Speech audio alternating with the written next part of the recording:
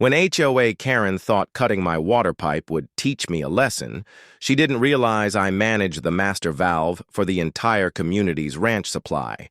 One twist later, her house turned into a desert, and I had every legal right to do it. HOA Karen had a history of crossing lines, but this time she went too far.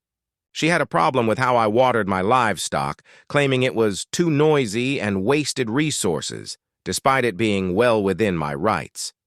She issued bogus violation notices, pushed for HOA fines, and complained endlessly in community meetings. But when those tactics didn't work, she took matters into her own hands. Under the cover of darkness, she trespassed onto my land and physically cut into the PVC water line that supplied my livestock paddocks.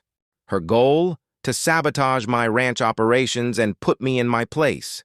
But what she didn't know was that I wasn't just a resident using the ranch's water system.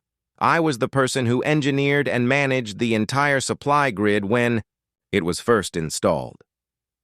Every water line in the neighborhood passed through the central control valves that I maintained and monitored.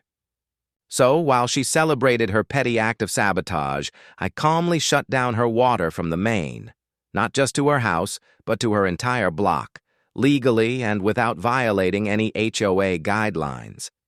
I documented the damage to my system, called in the authorities, and submitted a formal report. When Karen realized her showers didn't work, her sprinklers were dry, and even her precious koi pond was evaporating under the sun, she panicked. She called the HOA in a frenzy, trying to frame it as a neighborhood emergency, but all eyes turned to the evidence: security cam footage of her damaging the pipe, along with my maintenance logs showing proper procedures.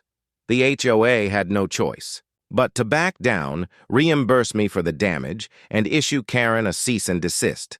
Her power trip ended with a public apology and a hefty bill for the water system inspection and repairs.